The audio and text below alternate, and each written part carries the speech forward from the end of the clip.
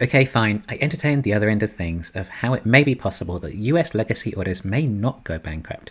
I get strange comments. Sometimes I'm being too biased towards Tesla, other times I'm giving too much credit to the incumbent automakers.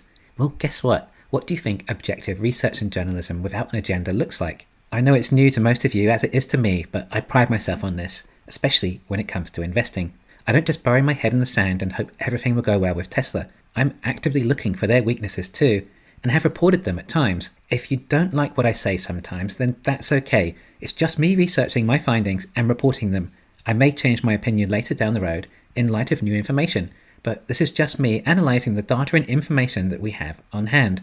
However, I will not distort said new information to just try and make it fit my previous narrative. I will admit that I was wrong and evolve my idea. So remember to subscribe to keep up to date with how things evolve. Oh, and this is a crowdsourced narrative too. I'm listening to all your feedback. I get the feeling I may have niched into the Tesla channel with the smartest listeners, as you all offer great insight and perspectives, of which I definitely take on board, as some of you even say in your comments that I am listening to you. Now, my latest research is that China is not quite all it was cracked up to be, in that basically, I find it unlikely that the Chinese EVs can make it into the US in any great numbers, and by the time they ever did, well, Tesla would have cracked robotaxis.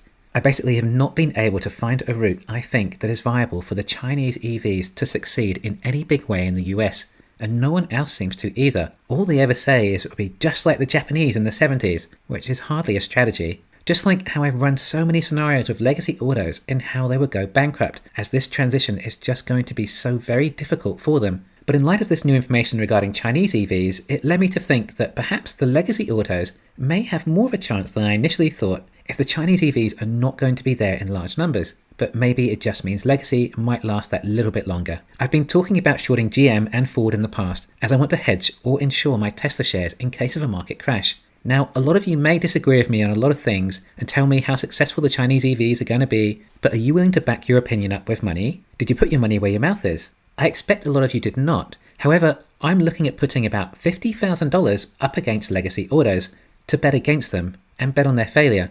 And this is done in the form of put options, which means I could lose every cent. So excuse me if I do some proper research to entertain whether they do have a chance or not. It's very easy to have an opinion, but it's not the same if you aren't willing to back it up with your own money. Like how I was telling everyone earlier this year when Tesla was in the 600s and especially 500s, how good a value this stock was, and that there were so many events coming up and new factories, and I did financial reports and forecasts to prove all this. Yes, that was great, but then I also showed you how I put over $100,000 into Leaps because I believed in it that much, whereas I'm still getting absurd comments from people waiting for it to hit $200. If they really believe that, then why didn't they short Tesla? Talk can be cheap. Now, if you're willing to put some skin in the game, then I take your opinion more seriously. Like right now, I'm still considering putting a reasonable amount to back my conviction against the legacy autos, but I need to do the right research first.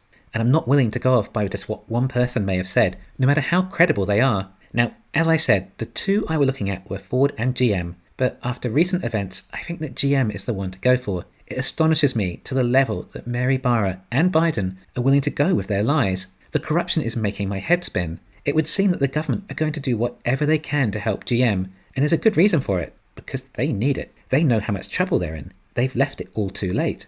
Their bolts keep catching fire. They then use the same technology again in their Hummers, whether you can believe that or not, with pouch batteries. I mean, how clueless can you be? Think about this for a second too. If Biden is so happy to blatantly lie about all this, well, does it not beg the question as to what else he might be lying about? Yeah, it certainly does.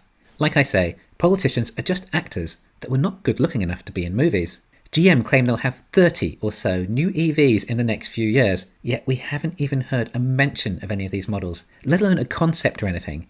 They have their Cadillac coming out soon, which is possibly a good enough brand to fit the EV market and warrant a higher price tag to cover the battery costs, but we've not yet seen the real specifications of this car yet. GM don't really have any great brands they can try and carry the prestige with, like Ford are attempting with the Mustang and the F-150. Well, GM are trying with the Hummer, I suppose, and like I said, Cadillac. But what's left after that? The Corvette is hardly going to be a big seller, and no one seems capable of making an electric sports car yet. Ford have done a better job than you may think with the Mustang. Like for like, they are beating Neo on efficiency, and Ford have done a reasonable job on the Lightning. It looks like they took it seriously and really tried to focus on their target market. Of course, they still can't make enough of them, and Ford will have the ICE business that will become a liability. Also, if Legacy starts to downsize their ICE business, surely that's going to affect their relationship with the UAW, which is their get out of jail free card with the US government. As in, if they downsize, kiss goodbye to bailouts. But GM sell more ICE cars than Ford, and thus it's a bigger liability. Although Ford actually have more debt than GM. Yeah, neither of them are great really. And to be honest, I don't even know how good a job they'll be able to do with their plug-in hybrids. Toyota can surely beat them in that game. Toyota have been doubling and doubling down on hybrids for a long time. But at least Ford is able to admit that there is a company named Tesla. But they both have enormous debt, which is backed by their customers' ICE vehicles. A lot of people talk about this debt, but not so many realise that it is a collateralised debt. The issue is, will used ICE vehicles drop in value dramatically because everyone is scrambling for electric? If this happens, then the customers may stop making their finance payments, and their cars get repossessed, but no one wants to buy these cars, so legacy autos renege on their debts. Okay, this could end up having huge consequences and start to affect the banks too. Also, they expect to borrow another $30 billion to build their EV business. This will be the quickest potential death to Legacy. Of course, at the same time, Legacy would still have significant OPEX with their existing ICE business and dwindling sales, as no one wants to buy ICE. But the thing is, there may not be any other choice. There still isn't going to be enough EVs out there to substitute, which is the contrary to what we have been told about the Chinese EV industry, that they'll flood the markets. But I can't see that being the case now. So this makes me think that maybe US legacy autos might last that little bit longer selling ICE cars than we thought, and perhaps some PHEVs, but perhaps it will be Toyota that flood the market with PHEVs instead. Yes, Toyota is on thin ice, as they really were too late to the BEV game, but perhaps they can have one last round and clean up big by flooding the US with PHEV. This is quite ironic actually. Everyone's saying that it's going to be the Chinese EVs flooding the market like the Japanese did in the 70s, but what if it's the Japanese flooding the market again?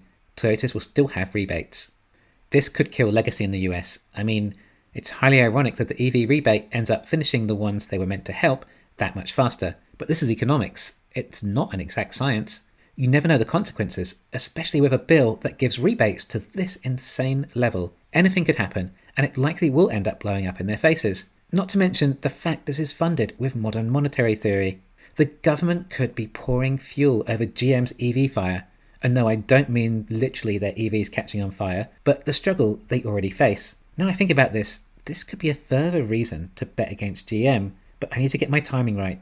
I think once this bill passes, it could shoot the stock price up, so it might be best to wait until then.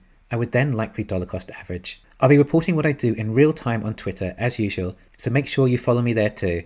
I mean, the lies coming out of the mouths of these people, the President of the United States even, saying how GM are leading the way in EVs.